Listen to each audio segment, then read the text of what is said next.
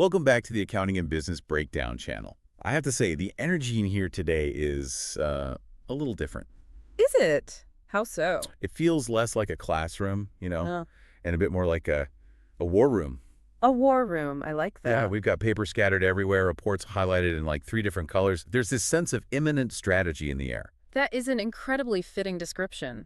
Because we are not here to learn definitions today. We're here to battle plan. Exactly. Usually we are wading through the what, we're down to the weeds of IFRS standards or looking at Porter's 5 forces or trying to memorize that endless list of variances that makes your brain feel like it's just been put through a blender. All that time spent on the technical. So much time. Yeah. But today's different. Today isn't about what you know. It is entirely about how you prove you know it. And that is the critical distinction, isn't it? It's the difference between being smart and being exam smart. Exam smart. Unpack that. Well, you can memorize every single international accounting standard in the book. You could recite IAS 16 backwards, tell me the depreciation rules for a nuclear power plant. Right. But if you cannot translate that knowledge into the specific currency the examiner is paying in, which is marks, you are going to hit a wall. And we all know what that wall looks like. Hmm. It's that devastating number, 49%. Ugh. The worst, the near miss, the I knew the answer but I didn't pass moment. It has to be the most painful number in the world of professional qualifications. Because it implies you were so close, yet you missed the mark completely. Which is why this discussion today is so critical. This is really the capstone of our Beyond 49% subseries. It is. We're taking everything we've talked about so far, the structure, the skills, the professional judgment, and we are looking at it through a different lens. Through the eyes of the person holding the red pen. Or, more accurately these days, the person staring at the digital marking screen. We are dissecting the examiner's playbook. Okay, so just to orient everyone, let's quickly rewind the tape. Yeah. Because this has been a journey, and I want to make sure everyone sees how these pieces fit together. Good idea. We kicked off this whole sub-series with Beyond 49%, the structure advantage. That's where we laid the groundwork. We talked about how the physical architecture of your answer. The headings, the white space. Exactly. The way you break down a paragraph. How that actually dictates whether a marker can even find your points to begin with. That was crucial. If they can't see it, they can't mark it. We basically said a wall of text is a fortress that keeps marks out.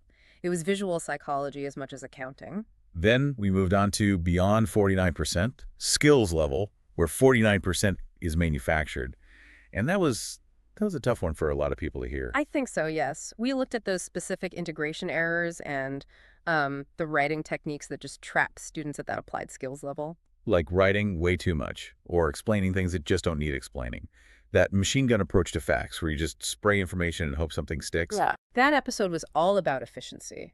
It was about realizing that overwriting is actually a sign of understanding, a really hard lesson to learn. And finally, we covered Beyond 49%. Professional level, the real game.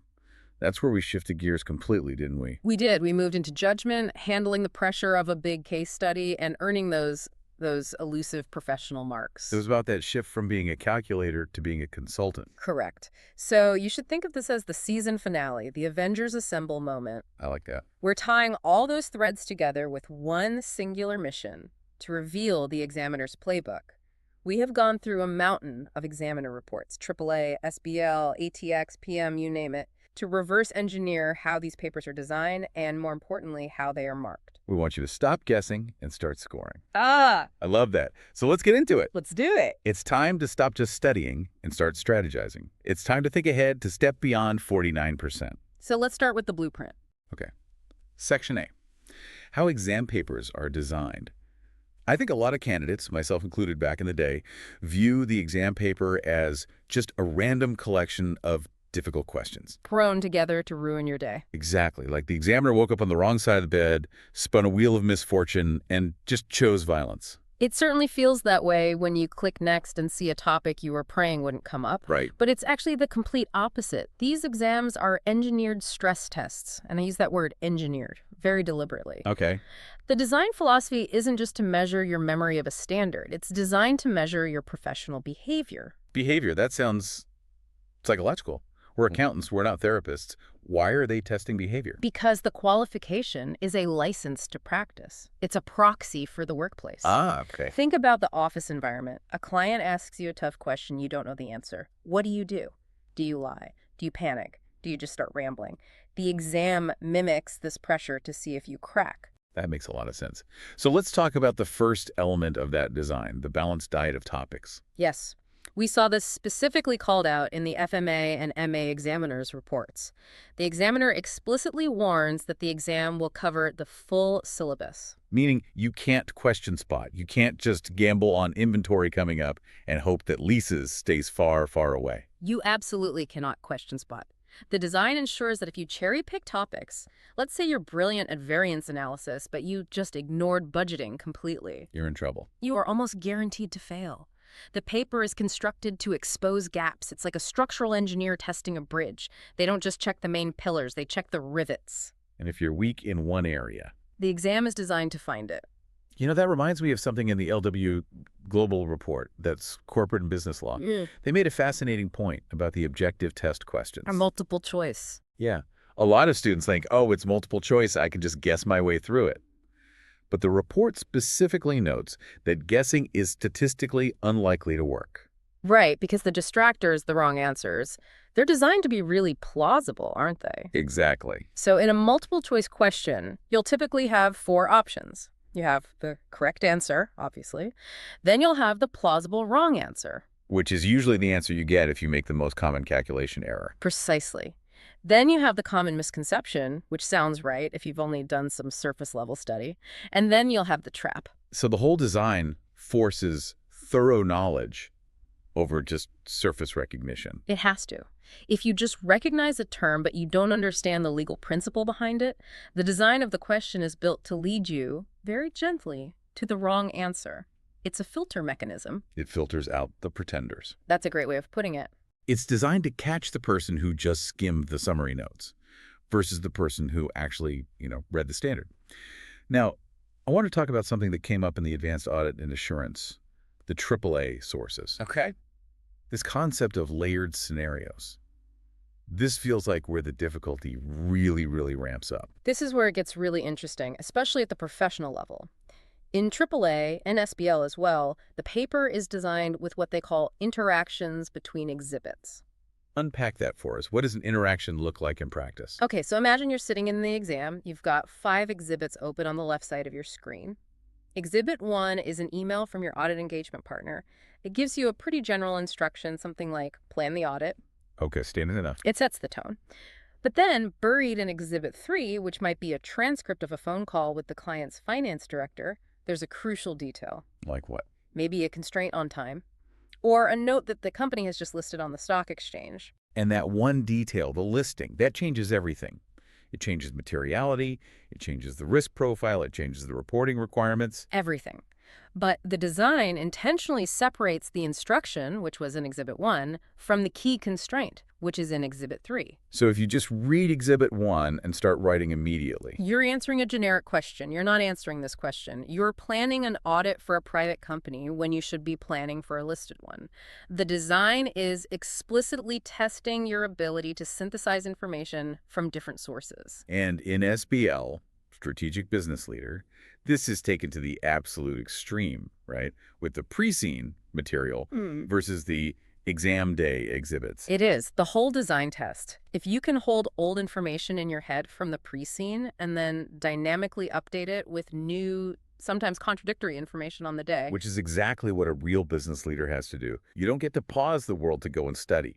A CEO doesn't get a briefing paper where everything is perfectly self-contained and linear. They have to remember what happened last month while reading an email that just came in 5 minutes ago. The exam mimics that cognitive load. It's checking if you can keep multiple plates spinning without crashing them all. It's actively trying to disorient you to see if you can find your own bearings. I want to touch on command verbs as signposts. We saw a very, very blunt warning about this in the ATX Advanced Tax Report. Oh, ATX is incredibly strict on this. The examiner chooses verbs like calculate versus explain or advise with surgical precision. The design forces a specific type of output. And I see students mess this up all the time. The question says, calculate the tax relief. And the student writes a whole page explaining the history of that tax relief legislation. The dates it was introduced, the policy objective behind it, a beautiful summary of tax law. And it's all correct. It might be factually perfect, but the design ensures that student fails that requirement. Because they failed the behavioral test, they didn't follow the instruction, if the paper asks for a calculation and you write an essay, you score 0. The design is that binary. So it's not a test of what you know. It's a test of whether you can deliver what was ordered. Perfect analogy. It's like ordering a steak and the chef comes out and gives you a 20-minute lecture on the history of cattle farming. I just wanted this steak. You're the chef. The examiner is the customer. If they order a salad, which might correlate to the verb evaluate, and you give them a soup, which correlates to define, you don't get paid. It doesn't matter how good your soup is. And this extends to the professional marks too, doesn't it? It does. In the SBL and AAA sources, we see that professional marks, communication, analysis, skepticism, they aren't just bonus points that get sprinkled on top like icing sugar. No, they are structural components of the design itself. Right. So in SBL, marks are literally allocated for the tone of your answer. Yes. If you're asked to write a briefing note for the board of directors and you write it like a text message to a friend using slang or bullet points that are way too brief, you will lose marks. And what about being too aggressive? That too. If you're rude or dismissive to a fictional CEO in your answer, saying things like, you made a huge and obvious mistake, you lose marks.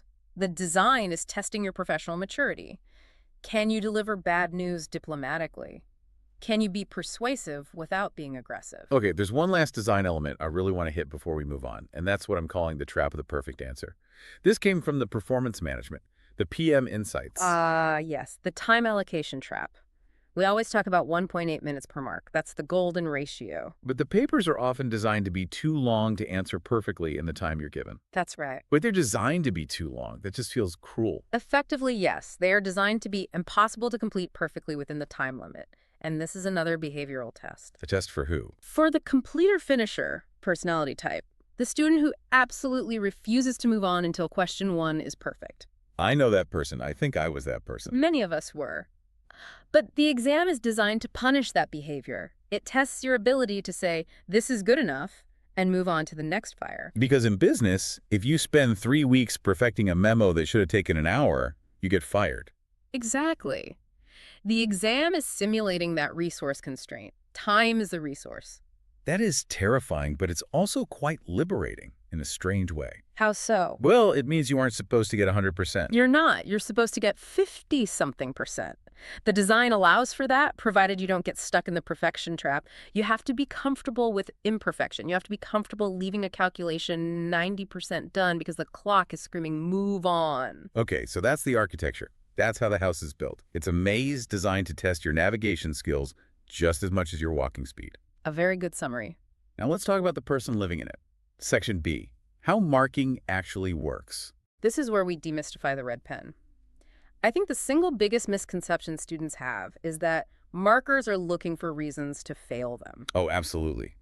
They picture this grumpy professor sitting in a dark room, just cackling every time they get to cross out a sentence. They think the marker is the enemy, that the marker wants to preserve the exclusivity of the club by failing as many people as possible. And the reality couldn't be more different. It couldn't.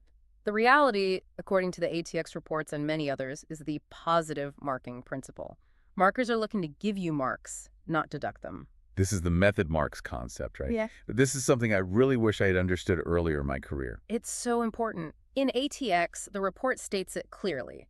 Method marks are available irrespective of whether the final answer is correct. So the marker is tracking your logic, not just the final number. Exactly. If you make a mistake in line 1, let's say you get the opening inventory figure wrong, but you then correctly use that wrong figure in line 2, line 3, and line 4. You get the marks for lines 2, 3, and 4. You do. This is often called the own figure rule. That is huge. It means you shouldn't just give up and panic if you think you've messed up a calculation early on. Just keep going. You have to keep going. The marker is following your story. If your story has a plot hole in chapter 1, but the rest of the book flows logically from that plot hole, they will give you credit for the flow. They're rewarding the process, not just the final result. Yes. But there is a flip side to this. It's called the valid point rule. Marks are awarded per valid point. And this is where that SPL report came in with a really heavy warning. It did. The report says markers will not give additional marks for points which are repeated or restated. This is such a classic student panic move. It is. You make a point something like, the company should invest in IT to improve efficiency. Okay, that's 1 mark. Good point. Then in the next paragraph you write, efficiency can be boosted by spending money on technology. Which is the same thing. It's the same thing, so that's 0 marks. Then you write, technological investment is key for the company's future efficiency. Still 0 marks. It's that quantity over quality trap. The student thinks, look at all this text I've generated. I must be getting loads of marks. And the marker just sees 1 mark for the first sentence, 0 for the second, 0 for the third. You are wasting precious time writing 0 scoring words. You're digging a hole. You're exhausting yourself, and you're probably boring the marker. Oh, funnily are. So repetition's the enemy. What's the ultimate friend of the marker? We keep seeing this one word across APM, AAA, SBL, and that word is relevance. Relevance is king. I call this the scenario filter. And the APM and AAA reports are just brutal on this. What do they say? They say generic textbook answers get 0. Full stop. Okay, give us a concrete example. What's a textbook answer versus a relevant answer? Okay, let's take that AAA source that talked about plastic recycling metrics. The scenario was about a specific company, we'll call it EcoPack, that was looking at its sustainability data. Now, a student who writes a generic paragraph about why environmental audits are important for the planet, or ISO 14001 standards are good for corporate reputation, scores nothing. 0. Even if everything they said is factually true. Even if they perfectly described the ISO 14001 standard. Even if it's true. Even if it's a brilliant summary. Because it's not relevant to the client in the scenario. So what does the good answer look like? The good answer says EcoPack specifically tracks its plastic recycling metrics to meet government quotas, so as auditors, we need to verify the source data for those specific recycling weights to ensure they are not misstated. Ah, so you have to filter your knowledge through the specific facts of the case. You have to. And this connects right back to our first episode, the structure advantage. Ah, so? Because good structure allows the marker to see that application clearly. If you bury that diamond of a point in a huge pile of mud, the marker isn't going to go digging for it. They're marking hundreds of scripts. They are. You have to make the relevance pop off the page. And speaking of structure, let's look at the professional skills grid. In SBR, strategic business reporting marks are awarded for things like clarity. In SBL, it's general professionalism. It sounds a bit vague, but it's actually quite mechanical when you break it down, isn't it? It really is. A rude answer loses marks. A messy, unstructured answer loses marks. A clear, polite, well-headed answer gains marks. It's the lowest hanging fruit in the entire exam. It's about presentation. Think about it. You're the marker. You open a script, it's one giant block of text, no paragraphs, no headings, spelling errors everywhere, your heart just sinks. You're already predisposed to give a lower mark. Subconsciously, yes. Now imagine you open a script with clear headings that mirror the question. Issue, analysis, recommendation. It looks professional. You're predisposed to be generous. You think, okay, this person knows what they're doing. We also saw some really specific mechanical constraints mentioned in the PM and FR reports, especially regarding the computer-based exams. Yes, the CBE environment has its own rules.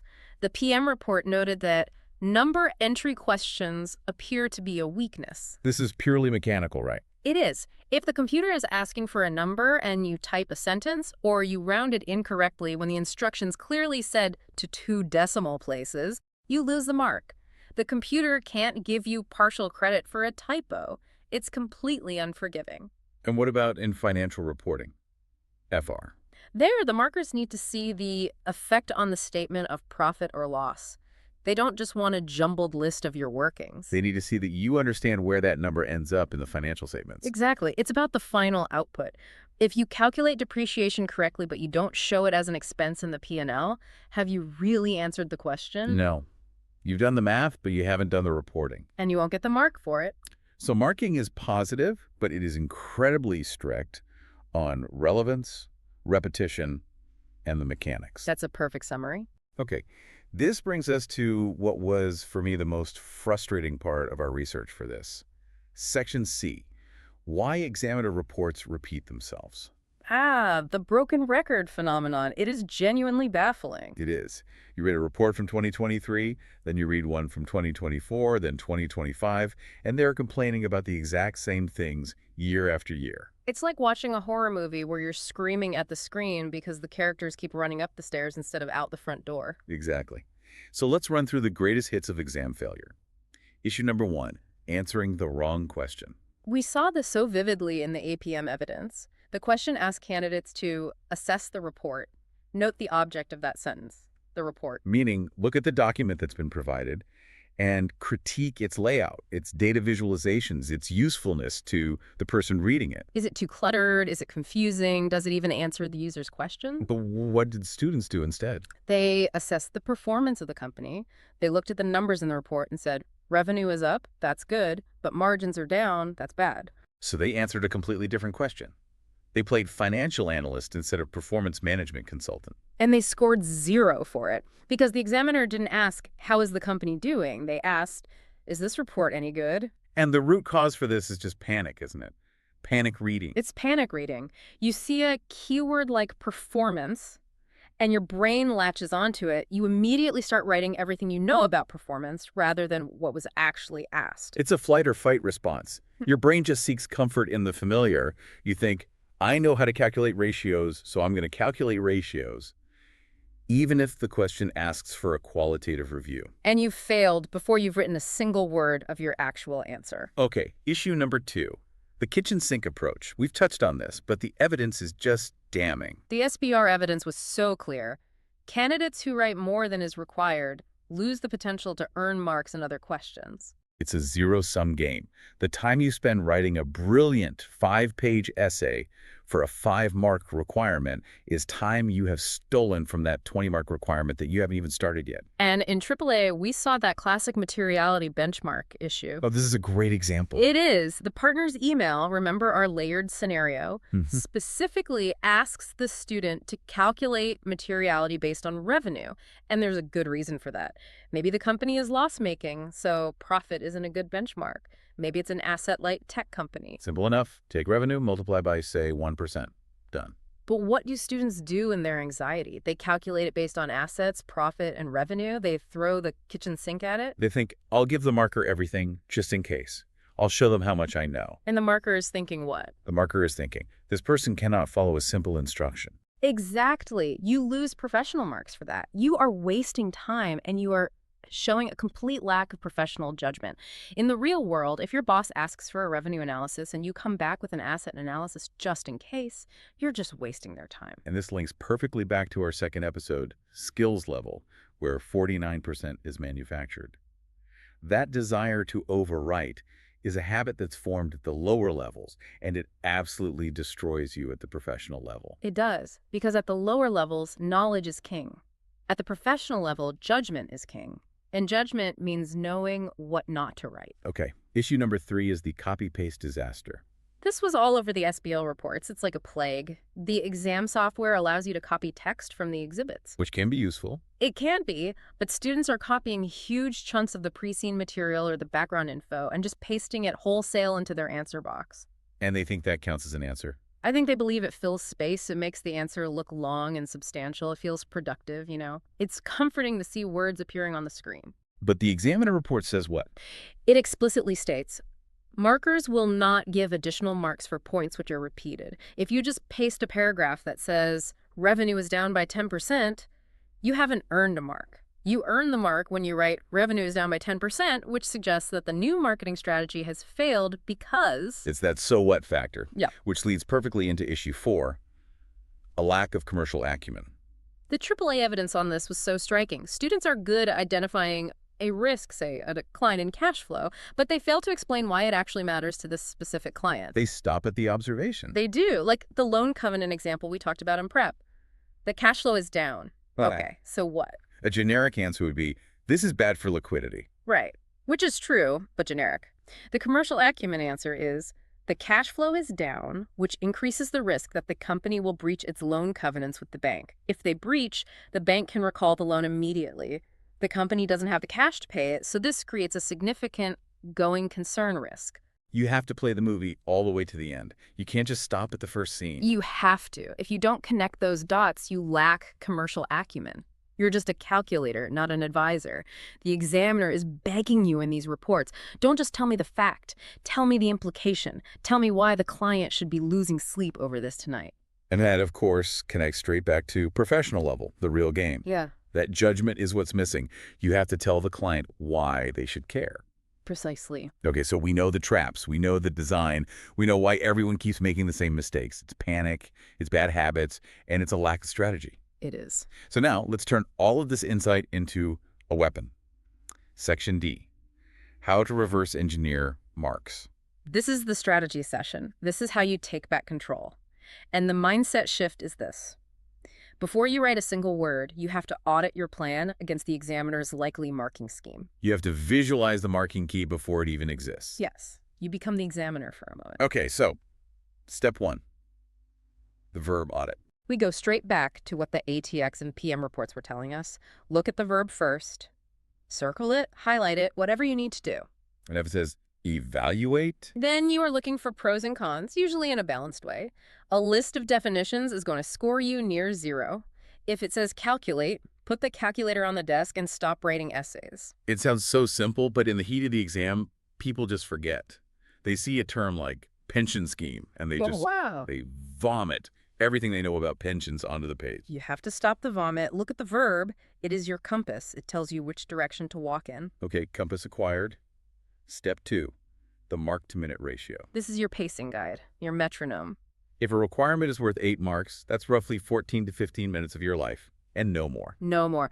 But even more importantly, you reverse engineer the points.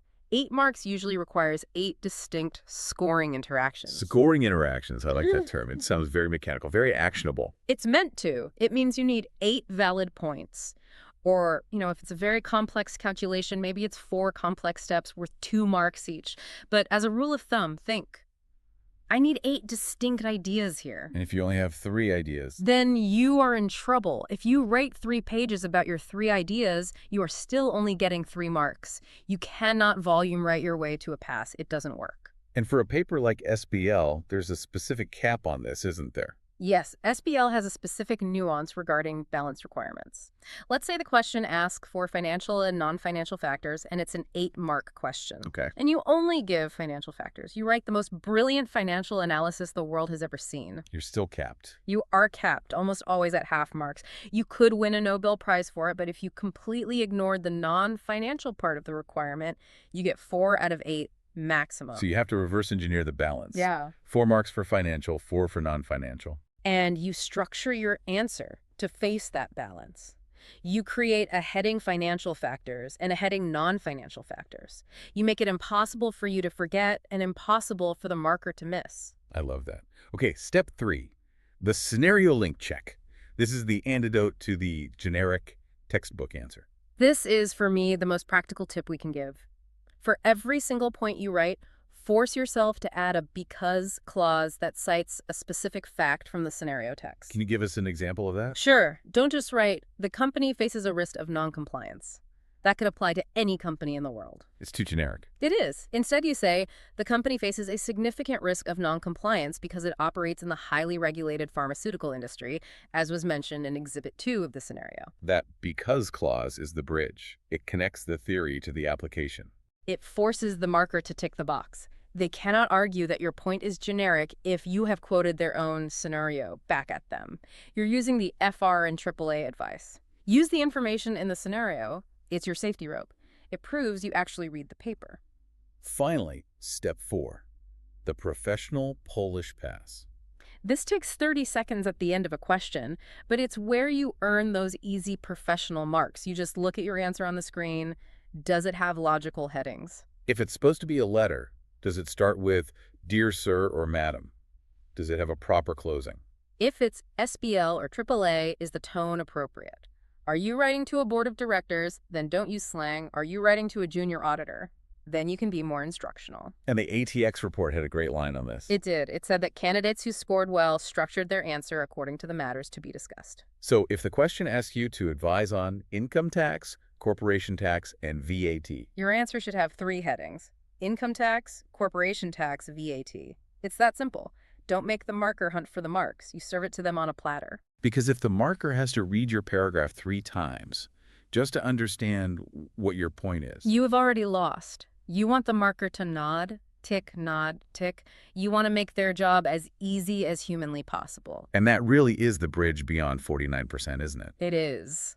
I am convinced that the difference between a 49% fail and a 50% pass is rarely technical knowledge. It's almost always scoring technique. The 49% student usually knows the answer. They do, but they hide it from the marker in a wall of unstructured text, or they answer the wrong question in a panic, or they run out of time because they spent 45 minutes perfecting the first 10-mark question. Whereas the 50% plus student might even know a little less technical detail. But they serve what they know perfectly. They follow the verb, they manage the clock, and they link every single point back to the scenario. They play the game by the examiner's rules. They understand that the exam is a communication exercise, not just a memory test. So let's just recap this whole journey. We've explored the engineered stress test, that is the exam paper. We've looked at the reality of positive marking, that markers want to give you marks if you just let them. We have. We've laughed, or maybe cried, at the recurring pitfalls like the kitchen sink approach and answering the wrong question. And we've laid out a 4-step reverse engineering mindset to audit your own answer before you even write it. It's a lot to take in, but if you can change your mindset from student to strategist, the entire exam becomes much less scary. You stop fighting the paper and you start decoding it. Exactly. Now, this is where we need to hear from you listening. We have covered the theory of the examiner's playbook, but we want to know what you need from us next. We have 2 big options for the next project on the channel, and we want you to choose. Option A is this. Should we create a full live case breakdown? We would take a real past paper, probably for a paper like SBL or AAA, and apply this examiner's playbook in real time. We'd show you exactly how we would read the requirements, plan the answer, and structure it to score those marks. We'd essentially take the exam for you verbally. Or, option B, should we build a 30-day structured strategy? This would be a day-by-day roadmap, a boot camp schedule, using this marking framework to get you exam ready. It would be a practical plan to build these habits over a month. We really want to know which would be more valuable to you. So please subscribe to the channel and comment option A or option B below. Your feedback will literally decide what we do next.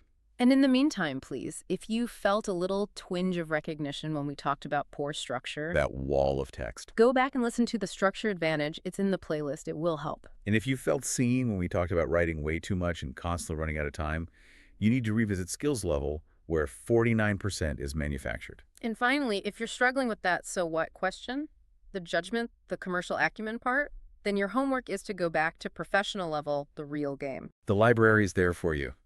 We've done the breakdown of these reports so you don't have to drown in them. Remember, it's not just about working hard anymore. It's about working smart. Couldn't have said it better myself. Mm-hmm. It's time to stop guessing. It's time to think ahead, to step beyond 49%.